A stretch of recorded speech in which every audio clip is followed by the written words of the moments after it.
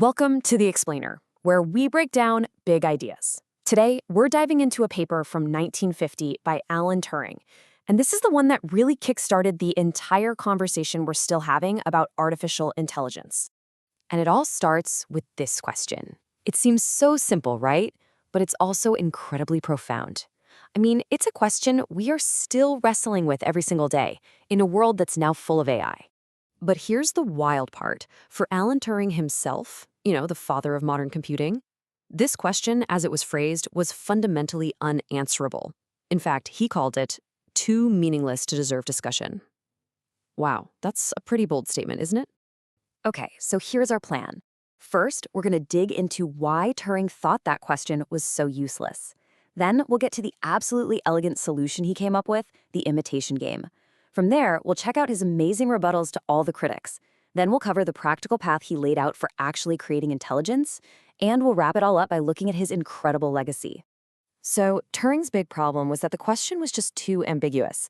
The words machine and think, what do they even really mean? He argued that trying to answer the question would be more like taking a public opinion poll on the definitions, not doing actual science. It's just a philosophical trap.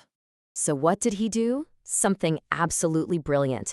Instead of getting bogged down in endless debates about definitions, he just replaced the question entirely with something concrete, a game, a test, the one he called the imitation game. And this, right here, is the absolute key. The goal of the game isn't to figure out if a machine knows something or if it feels anything. Nope. The only thing that matters is this. Can it behave in a way that is so convincingly human, you just can't tell the difference? So here's the setup. You've got an interrogator in a room asking questions through a keyboard. In another room, there's a man and a woman answering. The interrogator's job is to figure out which one is the woman. But then, here's the twist. You take the man out and you put a machine in his place. And this becomes the new question. It's something you can measure. It's specific. It's totally unambiguous. It just masterfully cuts through all that philosophical fog of can machines think and gives us a clear, practical test instead. The design is just so elegant. Because all the communication is just text, it completely avoids all those pointless arguments about whether a machine needs to look like a person, with skin and eyes. It gets right to the heart of the matter, focusing only on its ability to talk and think. And the test is looking for more than just correct answers. It's looking for those human-like qualities. So if you ask a machine to write a poem, a truly clever one might not give you a masterpiece. It might say something like this. Count me out on this one. I never could write poetry. Think about that for a second. Admitting you can't do something. That's a very human thing to do. It even has to consider how humans actually behave, right down to our timing. A machine that gives you the answer to a tough math problem instantly, well, that's a dead giveaway. To really pass, it has to act human. It has to pause, pretend to think about it for a bit, and then give the answer. It has to be convincingly imperfect. Now, what is just so amazing about this paper is that Turing didn't just drop this idea on the world and walk away. He actually anticipated pretty much every single major argument people would make against his idea for the next 70 years, and he dismantled them one by one. And he really took on the whole spectrum. There were theological arguments, machines don't have a soul, philosophical ones, like machines can't truly feel or be conscious, and a whole bunch of practical objections, saying there are just some things a machine will never be able to do, like be creative or make a mistake. So let's take the famous Lady Lovelace objection. This is the idea that a machine can't be original, it can only do what we tell it to. Turing's response was simple, and it came from his own experience. He basically said, well, my machines surprise me all the time. His point was that even though we write the instructions, we can't always predict all the consequences. And in that gap, that's where surprise and maybe even originality can pop up. Then you have the argument from consciousness, which Professor Jefferson here sums up perfectly. It's the whole idea that a machine can imitate having emotions, but it can't actually feel them. And for this one, Turing had a really sharp philosophical comeback.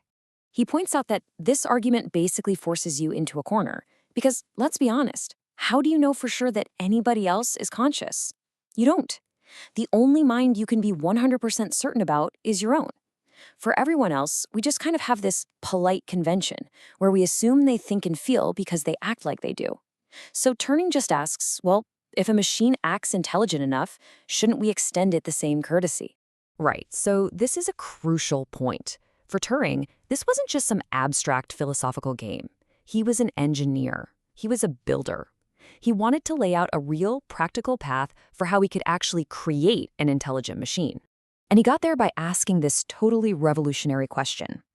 He suggested that trying to build a fully formed adult brain from scratch was just the wrong way to go about it. Maybe, he thought, the real key was to build a child machine and then teach it. This process is basically the blueprint for all modern AI. You start with a simple program, the child machine, then you educate it. You expose it to new things, you use rewards and punishments, and the result isn't some static, unchanging program. It's a dynamic learning machine that can grow and develop in ways that go way beyond what you started with. And this idea just completely demolishes that old argument that a machine can only do what we tell it to do. As Turing himself pointed out, the person teaching a learning machine often has very little idea what's actually happening inside of it. Its behavior starts to become emergent, unpredictable. So this all builds to his final and just remarkably insightful vision for the future. You have to remember, he's writing this in 1950. Computers were literally the size of rooms.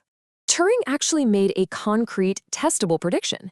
He believed that by the year 2000, an average person asking questions for 5 minutes would only have a 70% chance of guessing correctly which player was the machine.